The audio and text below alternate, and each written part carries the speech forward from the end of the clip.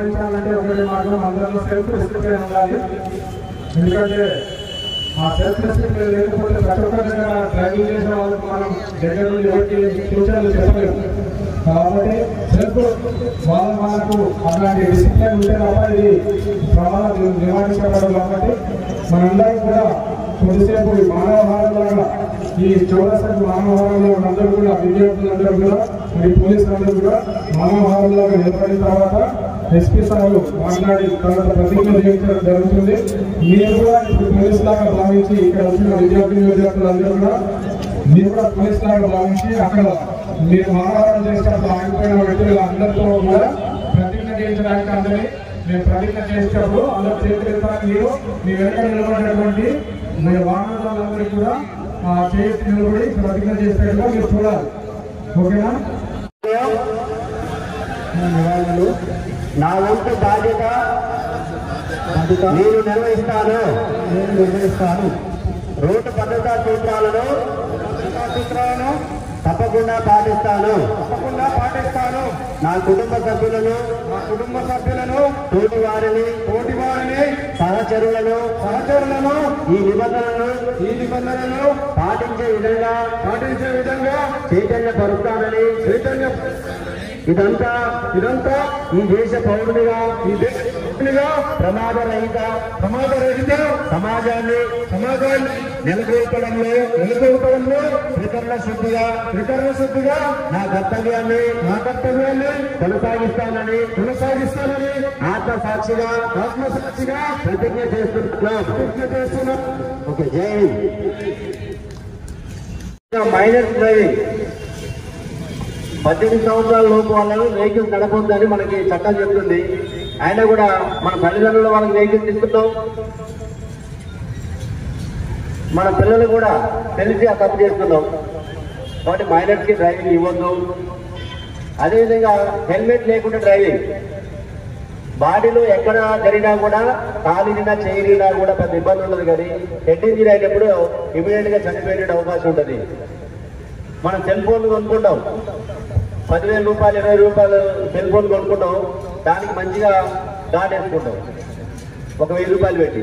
కానీ మనకి విలువ కట్టలేని ప్రాణం అంది. ఈ విలువ కట్టలేని ప్రాణానికి 1,000 రూపాయలు 2,000 పెట్టి హెల్మెట్ కొనుక్కోలేకపోతున్నాం.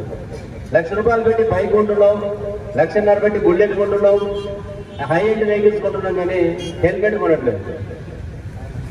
ఇది కూడా గమనించాలి. మీరందరూ కూడా ఇక దాదాపు 200 నుంచి 300 మంది స్టూడెంట్స్ వచ్చారు. అదేవిధంగా ఇంకా మన పెద్దలు కూడా ఉన్నారు ఇక్కడ. మీరందరూ కూడా ఈ డిస్కస్ చేసిన పాయింట్స్, తాగి వాహనాలు నడపొద్దనేది, మైనర్స్కి చిన్నపిల్లలకి వెహికల్స్ ఇవ్వద్దని, అదేవిధంగా తప్పకుండా బైక్ నడిపితే హెల్మెట్ పెట్టుకోవాలని, తర్వాత ట్రిపుల్ రైడింగ్ కూడా నిన్న కూడా మనకి పరిగిలో రాత్రి యాక్సిడెంట్ అయింది. బైక్ మీద 3 నడుపుతున్నారు, ఎదురుగా వస్తున్న ఆటోకి తగిలి 2 చనిపోవడం జరిగింది. స్టూడెంట్స్, బీటెక్ చేస్తున్న స్టూడెంట్స్, డిగ్రీ అని బీటెక్ చేస్తున్నారు. మరి ఆ కుటుంబానికి ఎంత బాధ ఉంటుందనేది మనం ఆలోచించాలి. ఇలా చాలా సందర్భాల్లో ట్రిపుల్ రైడింగ్ జరుగుతున్నది. వీటన్నింటినీ కూడా మనం నివారించుకోవచ్చు, మనం ప్రివెంట్ చేసుకునే అవకాశం ఉంది. ఓవర్ స్పీడింగ్ కూడా చాలా వరకు యాక్సిడెంట్స్ ఓవర్ స్పీడ్ తోటి కూడా జరుగుతున్నాయి. వీటన్నింటి కూడా మీరు ప్రతి ఒక్కరు, మీకు స్టూడెంట్స్ కాబట్టి మీకు సిలబస్లో కూడా ఉంటుంది road awareness, road safety, traffic rules, regulations. కాబట్టి వీటన్నింటినీ మీరు గమనించి, మీరందరూ ఎండలో ఉన్నారు కాబట్టి నేను ఎక్కువసేపు మాట్లాడదలుచుకోవట్లేదు. మీరు అవగాహన కలగాలి. కేవలం మీరే కాదు, ఇక్కడికి వచ్చినటువంటి 300-400 మంది కాదు, మీరు 3,000 మంది 4,000 మందికి రిప్రజెంటేటివ్ కావాలి. వాళ్ళలో ప్రతి ఒక్క మనిషి ఒక 10 మందికి అవగాహన కల్పించాలి. ఇవాళ ఎస్పీ గారు వచ్చారు, తాను పోలీసు వాళ్ళు ఇంత పెద్ద కార్యక్రమం చేశారు, వాళ్ళు ఎవరి కోసం చేస్తున్నారు అనేది మీరు గమనించాలి. వచ్చి మమ్మల్ని ఎండలు నిలబెట్టి ఒక అర్ధగంట సేపు ఇబ్బంది పెట్టిందంటే మీరు అనుకుంటే మన భారతదేశం ఇంకా ముందు పోదుగా.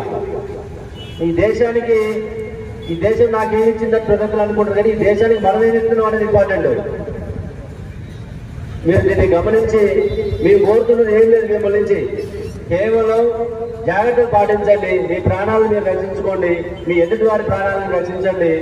దాదాపు సంవత్సరానికి భారతదేశంలో 1,60,000 మంది చనిపోతున్నారు, యువత చనిపోతున్నది. 20 సంవత్సరాల నుంచి 40 సంవత్సరాల మధ్య వీరందరూ మనం కాపాడుకోవాలి.